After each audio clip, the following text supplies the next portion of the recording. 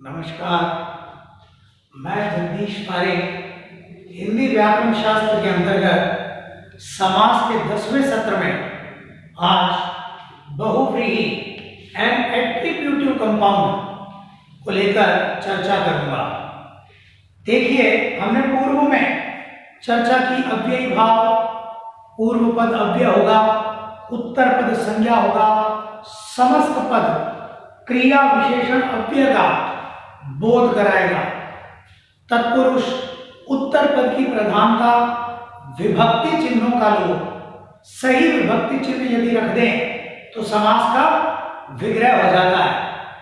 कर्म धारय समास, विशेषण विशेष्य अथवा उपमान उपमेय का संबंध, द्विगु समास, पूर्व पद संख्यावाची उत्तर पद संज्ञा व समाहार अर्थात समूह का बोध, द्वंद्व समास, पूर्व तथा उत्तर दोनों पदों की प्रधानता, बीच में और या अथवा आदि संयोजक शब्द रख देने पर समास का विग्रह।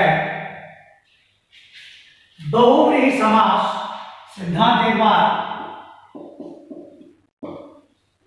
गहराई से समझ लेते हैं। जिस समास में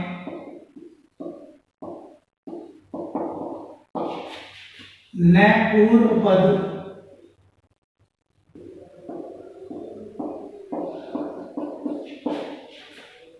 की प्रधानता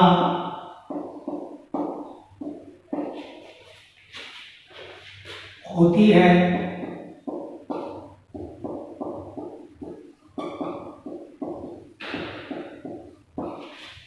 और न ही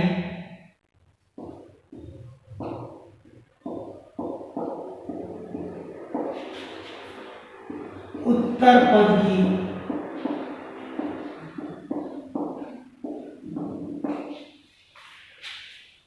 प्रधानता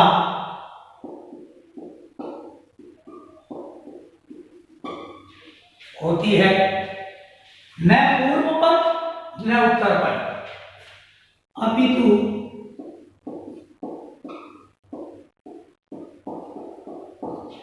अन्य, और जो अन्य है वह तीसरा है, अर्थात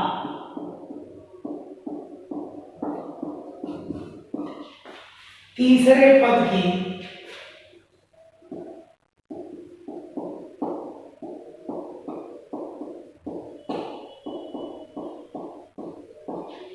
प्रधानता होती है अथवा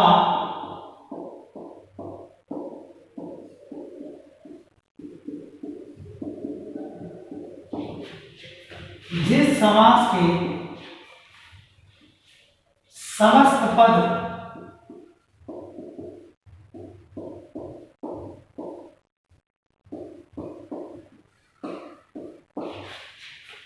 अपनी ही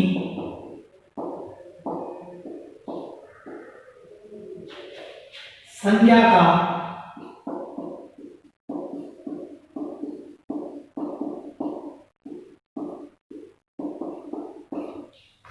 विशेषण बन जाते हैं,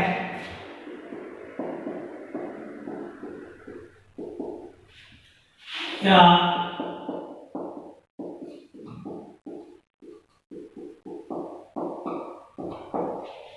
जिन शब्दों के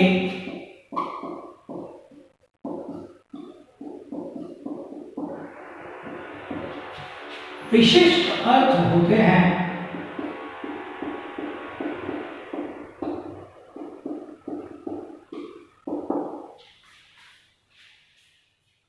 वह बहुव्रीहि समास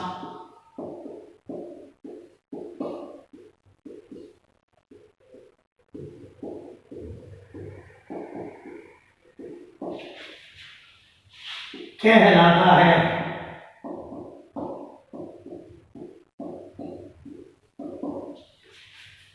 सिद्धांत इसका ये है। सिद्धांत क्या कहता है? न पूर्व पद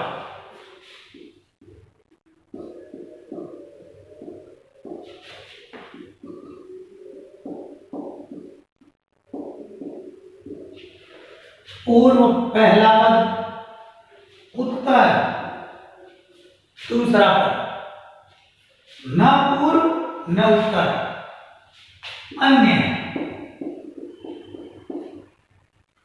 अन्य है वह कौन सा पद है? तीसरा पद। अपितु अन्य अर्थात तीसरे पद की प्रधानता होती है, अथवा जिस समास के समस्त पद अपनी ही संज्ञा का विशेषण बन जाते हैं। जो शब्द है दिया हुआ, उदाहरण समस्त पद, सामासिक पद, समास युक्त शब्द,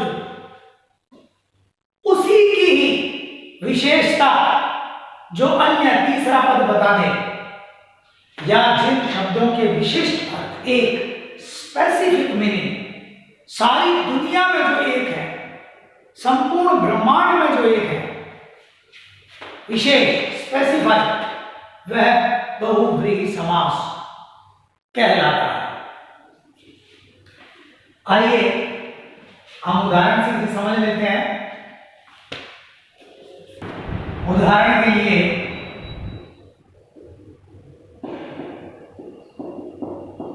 हम चर्चा करते हैं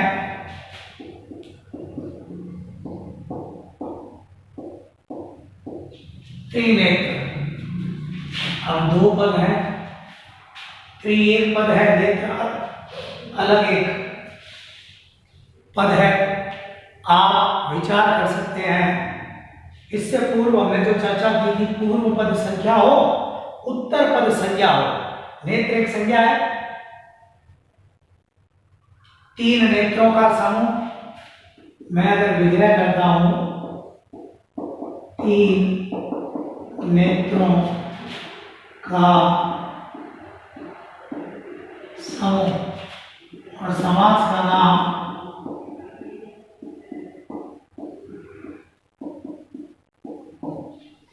द्विगु समास लिख देता हूं। चर्चा खत्म होनी चाहिए।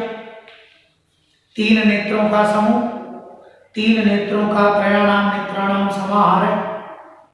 या एक और अर्थ भी है, इससे परे भी एक अर्थ निकला हुआ था, निकला हुआ है, निकाला गया है, निकाला जा सकता है, जिसमें ना तो ये त्रि ना ये नेत्र, बल्कि उस अन्य की चर्चा हो रही है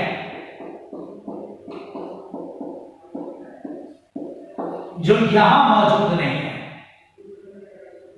वो अन्य, वो तीसरा जो यहां मौजूद नहीं है। और वो तीसरा यदि मैं लिखूं, तीन है नेत्र जिसके, वह कौन है? वह शिव। शिव का ही एक विशेषण, शिव का, शिव का ही एक विशेषण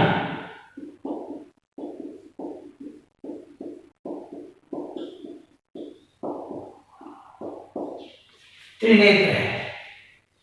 जिस समास के समस्त पद अपनी ही संज्ञा का जो शब्द दिया हुआ है, उसी की ही विशेषता बता दें। शिव की एक विशेषता है, शिव को त्रिनेत्र भी कहा जाता है। आप देखिए, नीलकंठ, नीला है जो कंठ, कर्मधारय समास होना चाहिए। कंठ है नीला, जो नीला है, कंठ जो विशेषण विशेष्य, तो फिर चर्चा समाप्त होनी चाहिए।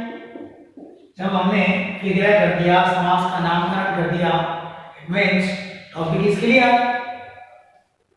लेकिन इससे परे भी एक अर्थ है, निकाला गया है, निकाला जा सकता है, जिसमें ना इस नील की चर्चा, ना इस कंठ की चर्चा, ना तो नील प्रधान ना कंठ प्रधान, बल्कि वो अन्य पद प्रधान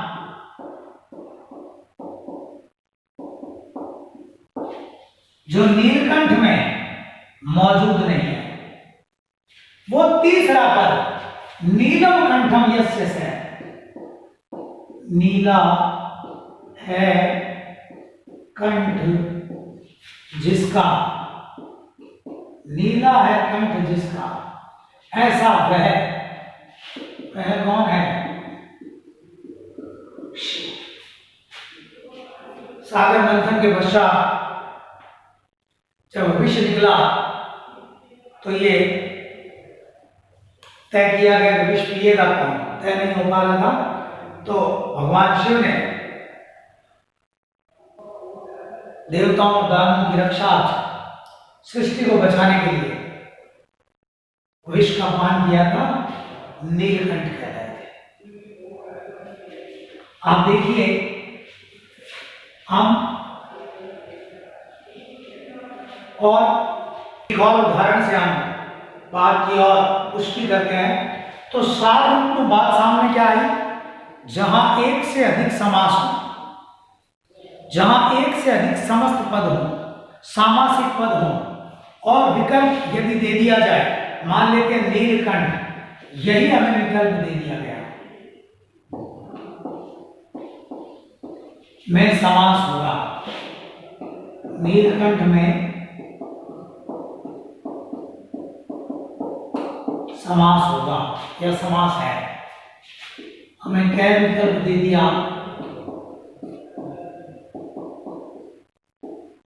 कर्मधारय। ख विकल्प दे दिया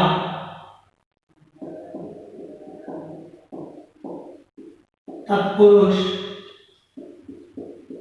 ग विकल्प दे दिया बहुव्रीहि। और घ विकल्प दे दिया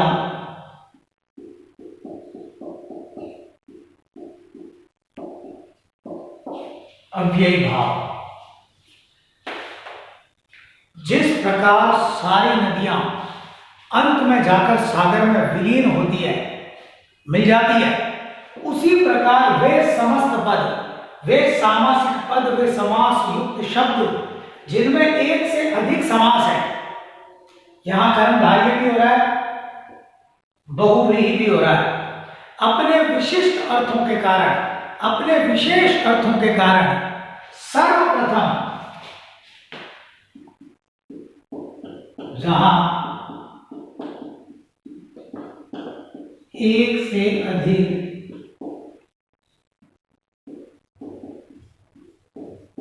समास हो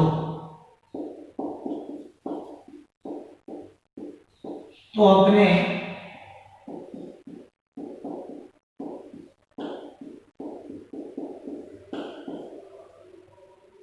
विशेष अर्थों के कारण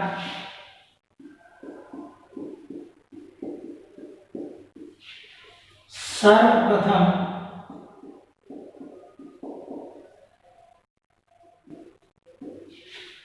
बहुव्रीहि समास में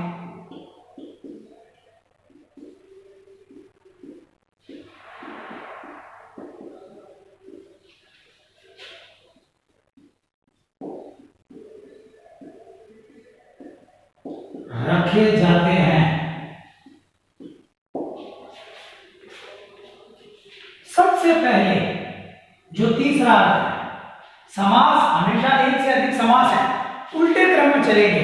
बहुव्रीहि होगा, एक से ज्यादा है तो नहीं है, द्वंद्व होगा नहीं है, द्विगु होगा वो भी नहीं है, कर्मधारय होगा वो भी नहीं है, तत्पुरुष होगा फिर नहीं है, अव्ययी भाव होगा, एक से अधिक। तो इसका सही उत्तर जो है यहां इस प्रश्न में बहुव्रीहि है। मान लेते हैं यहां बहुव्रीहि नहीं दे रखा होता तो फिर इसका उत्तर जो होता वो कर्मधारय होगा। आप देखिए यहां मैंने एक शब्द लिखा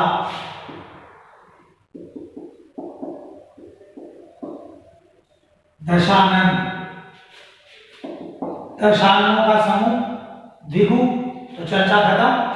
दश एक संख्यावाची शब्द है, द्विगु या ना दस और ना आनन, वह तीसरा जिसकी दशानन में चर्चा नहीं है, और वह तीसरा है दश आननानि। दश है आनन जिसके 10 आननानी यश से।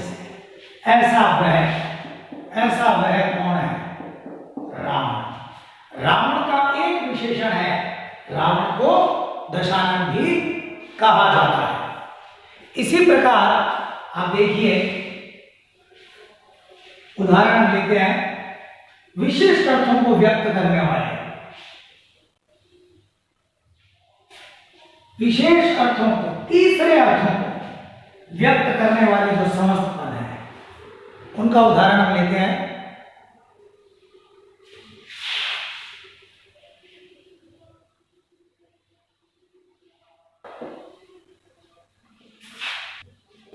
यहां एक उदाहरण लेते हैं हम, दूरदर्शन। अब इसका विग्रह यदि मैं करूं, दूर से दर्शन, दूर से जो दर्शन है वो दूरदर्शन है। लेकिन टीवी तो बहुत पास होती है, टीवी बहुत पास होती है। टीवी में जो दिखाई देता है वह बहुत दूर से, ऑस्ट्रेलिया में कहीं मैच हो रहा है और दिखाई सुदूर किसी गांव में, प्रांत में दे रहा है। दूर से दर्शन, यदि ऐसा मैं करता हूं और विग्रह करके मैं समास का एक नाम रख देता हूं, तत्पुरुष, तो बात खत्म, समाप्त हो जानी चाहिए।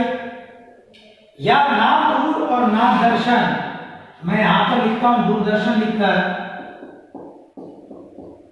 भारतीय सूचना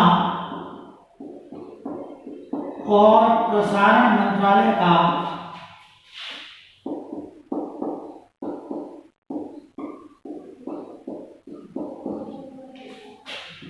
तंत्र विशेष।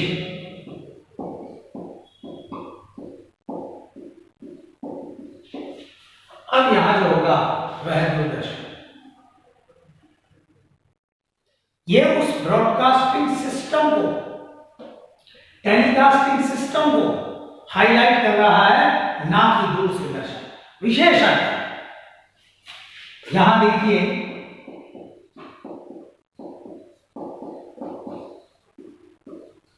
आकाशवाणी, आकाश की वाणी लिखकर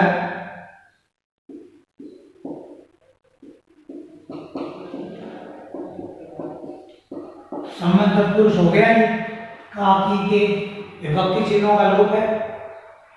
या ना आकाश और ना वाणी, मैं वापस यही लिख दूं और समास का नाम बहुव्रीहि कर दूं। क्यों? क्योंकि the clouds are thundering in the sky, ये आकाशवाणी नहीं है। आकाशवाणी से उस ब्रॉडकास्टिंग सिस्टम को हाईलाइट किया जा रहा है। इसी प्रकार उदाहरण हम लेते हैं, विशेष, स्पेसिफाई, मीनिंग को जो हाईलाइट करेंगे।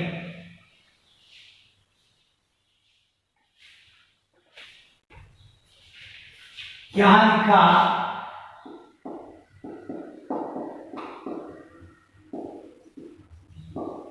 गुडाकेश, हम इसका संधि विच्छेद करते हैं। गुडा का धन ईश, का में आ है, ईश में ई है, और आ ई मिलकर जो होंगे वह ए होगा।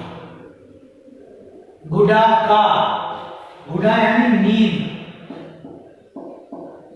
का, ईश अर्थात स्वामी, नींद का स्वामी, तत्पुरुष समास किया जाए या निद्रा को जीत लेने के कारण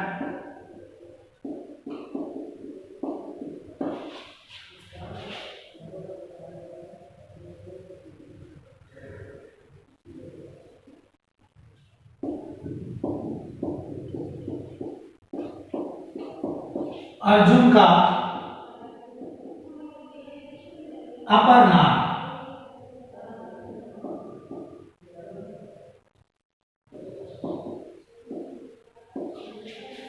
गुडाकेश। लिखा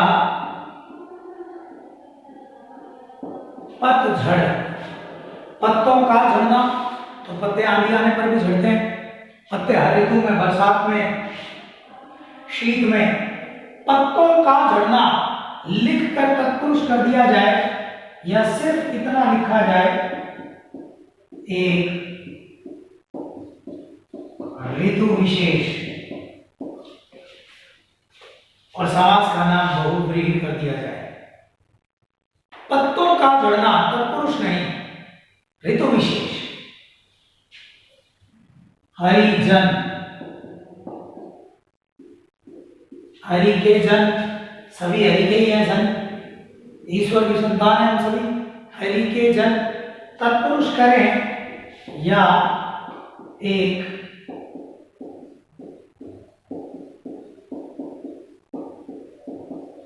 जाति विशेष। श्वेतांबर,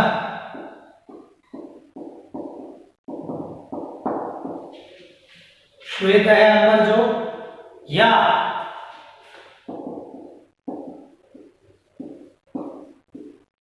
जैन धर्म की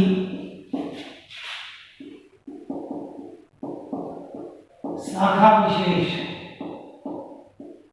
अगर इतिहास हम पढ़ें, जैन धर्म आगे चलकर दो शाखाओं में बढ़ गया था, दिगंबर और श्वेतांबर। आप देखिए तो मूल जो सिद्धांत है वह यह है, न पूर्व पद की प्रधानता न उत्तर पद की प्रधानता, अन्य अर्थात तीसरे पद की प्रधानता, या जिस समास के समस्त पद अपनी ही संज्ञा का विशेषण बन जाते हैं या जिनके विशिष्ट अर्थ होते हैं, वहां जो समास होगा वह बहुव्रीहि समास होगा। 9 2 11, 9 और 2 11 का समूह किन किन संख्याएं आ गई, द्विगु कर दिया जाए, या एक तीसरा ना 9 ना 2 ना 11 भाग जाना और समास बहुव्रीहि। अब देखिए मैंने लिखा षडानन, 6 आनंदों का समूह या 6 है आनंद जिसके 6 हैं आनंद जिसके कार्तिकेय,